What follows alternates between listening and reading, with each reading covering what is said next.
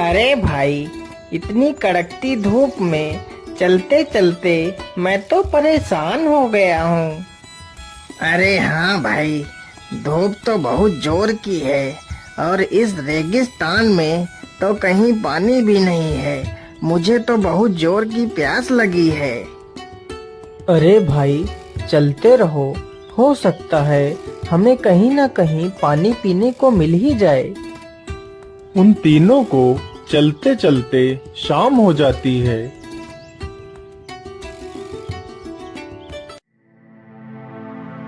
अरे भाइयों, अब तो रात हो गई है, हमें यहीं पर रुक जाना चाहिए। तुम ठीक कहते हो मित्र, हमें यहीं पर रुक जाना चाहिए। तीनों मित्र वहीं पर रुक जाते हैं। जैसे ही आधी रात गुजरती है,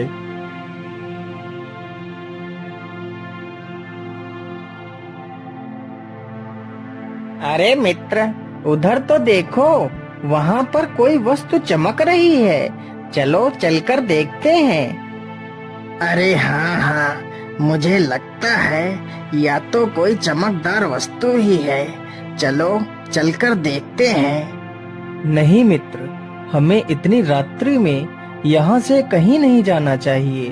हम सुबह होते ही यह देख लेंगे कि वह चमकदार वस्तु क्या थी। अरे मित्र, तुम इतना डर क्यों रहे हो? हम तो तीन हैं, तो हमें डरने की आवश्यकता नहीं है। चलो हम लोग चलकर देखते हैं। फिर वह तीनों उस चमकदार वस्तु की तरफ चल देते हैं। अरे मित्र, यह तो कोई चमकदार आईना लग रहा है। अरे ये क्या? ये तो एक सोने का सिक्का है।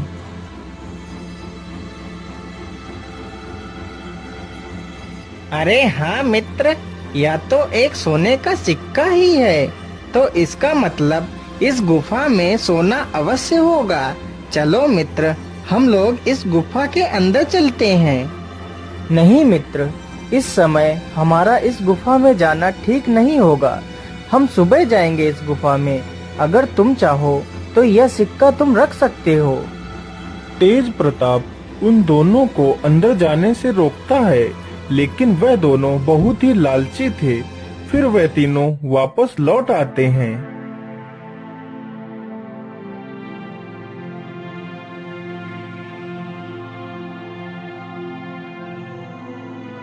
अरे मनिक भाई, मुझे लगता है अब तेज प्रताप सो गया है।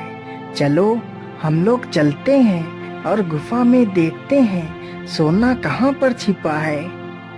फिर वह दोनों चुपचाप उठकर गुफा की ओर निकल पड़ते हैं। अरे मित्र, यह गुफा तो कितनी डरावनी है। हाँ हाँ मित्र, गुफा तो बहुत डरावनी है, लेकिन सोचो, यदि हमें खजाना मिल गया तो हमारा जीवन बदल जाएगा। अरे मित्र, इस दरवाजे के पीछे क्या है? चलो चलकर देखते हैं। जैसे ही वह दोनों उस दरवाजे को स्पर्श करते हैं, तभी वह दरवाजा खुल जाता है और वह दोनों किसी विचित्र दुनिया में पहुंच जाते हैं।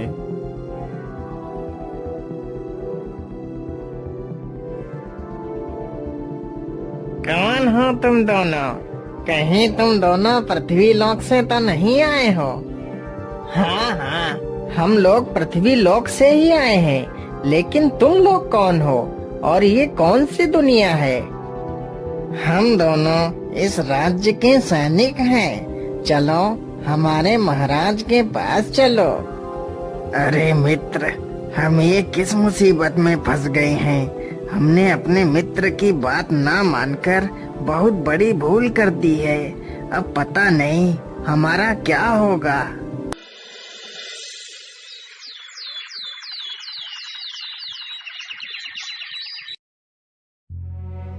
अरे ये दोनों कहाँ गए? कहीं वह दोनों गुफा में तो नहीं चले गए? चलो चलकर देखता हूँ।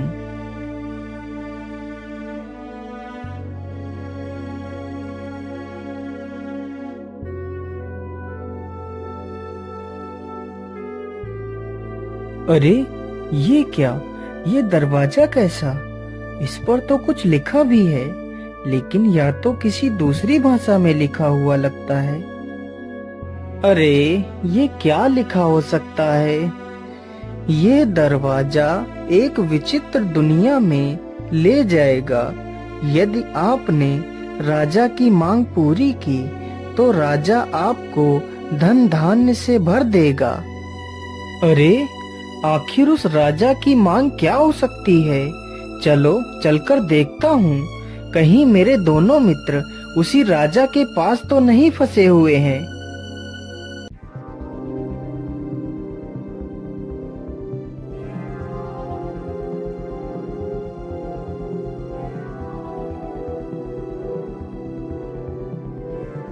अरे आप लोग कौन हैं? पहले तुम बताओ, तुम कौन हो? तुम पृथ्वी लोक से आए हो ना? हाँ, मैं पृथ्वी लोक से ही आया हूँ, लेकिन आप लोग कौन हो? हम दोनों इस राज्य के सैनिक हैं। चलो हमारे महाराज के पास चलो।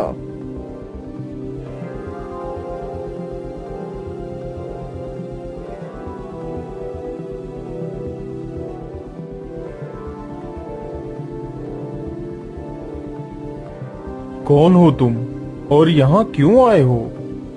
महाराज, मैं एक व्यापारी हूँ। मैं अपने दो मित्रों के साथ यहाँ से गुजर रहा था, तभी मेरे दो मित्र आपकी इस विचित्र दुनिया में आ गए हैं। मैं उन्हें ही ढूंढने के लिए आया हूँ महाराज। हाँ हाँ, तुम्हारे दोनों मित्र हमारे पास बंदी हैं, लेकिन वह दोनों दिल के बहुत ही दुष्ट तथा लालची हैं। यहाँ तुम आ तो अपनी मर्जी से सकते हो, लेकिन अपनी मर्जी से जा नहीं सकते। जब तक तुम लोग मुझे इस श्राप से मुक्त नहीं कराओगे, तब तक यहाँ से कोई नहीं जा सकता। लेकिन महाराज, आपको ये श्राप किसने दिया था? ये श्राप मुझे एक ऋषि ने दिया था। यह बात उन दिनों की है जब मैं एक बहुत ही क्रूर तथा घमंडी किस्म का राजा था। लेकिन महाराज, हम कहाँ जाएंगे? इस राज्य को छोड़कर हम कहाँ जा सकते हैं महाराज? दया करो महाराज। इस बार सूखा पड़ने की वजह से कोई भी फसल नहीं हुई है महाराज, तो हम आपको कर कहाँ से दे महाराज? दया करो महाराज। तुम जैसे निकम्मों के लिए हमारे दिल में कोई दया नहीं है। यदि तुम्हें इस राज्य में रहना है तो कर पूरा देना पड़ेगा, चाहे फसल हो या ना हो, मुझे कर चाहिए। एक दिन की बात है, राजा अपने बगीचे में टहल रहा था।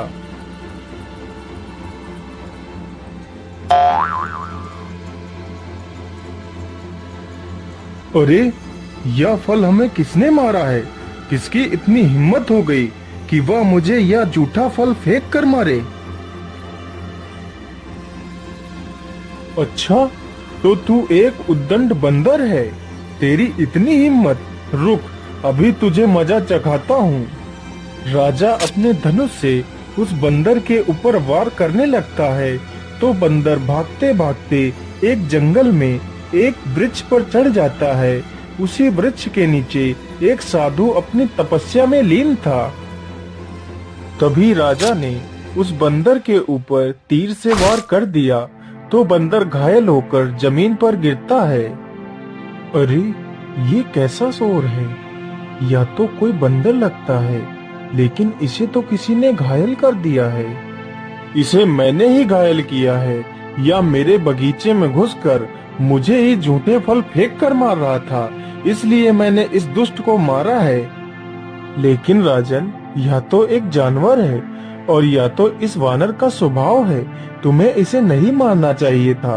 तुमने इसे मारकर बहुत बड़ा पाप किया है। अच्छा, तो एक मामूली सा साधु हमें ज्ञान देगा क्या पाप है और क्या पुण्य है? चले जाओ साधु, नहीं तो तुम्हारा भी हाल इसी बंदर की तरह ही हो जाएगा। अरे मूर्ख राजा, तू तो बड़ा ही अहंकारी है। इस मासूम को मारकर तुझे इसका कोई आभास नहीं। मैं तुझे श्राप देता हूँ। जिस अहंकारी मुख से तू इतने कटु वचन बोल रहा है, तेरा यह मुंह वानर का हो जाएगा और तू और तेरा राजमहल एक विचित्र दुनिया में खो जाएंगे। क्षमा महात्मन, क्षमा, मुझे क्षमा कर दीजिए महात्मन, मुझसे बहुत बड़ी भूल हो गई। मैं अपने राजस्व में आकर बहुत अहंकारी और बहुत ही क्रूर हो गया था, परंतु मुझे माफ कर दीजिए, मेरी भूल का आभास हो चुका है। मुझे इस वानर वाले सिर से मुक्त कर दीजिए बाबा, अब मैं जीवन में कोई पाप नहीं करूँगा।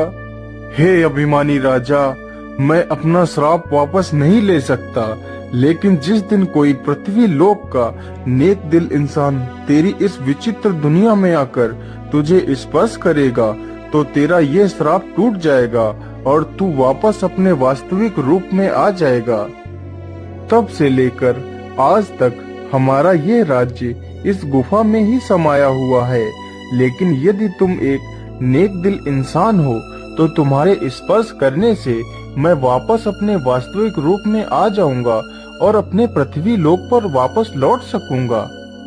यदि तुमने मुझे ठीक कर दिया तो मैं तुम्हें इतना धन दूंगा कि तुम्हारी 7 पुश्तें बैठकर खाएंगी। ठीक है महाराज, लेकिन मुझे आपके धन की कोई लालसा नहीं है।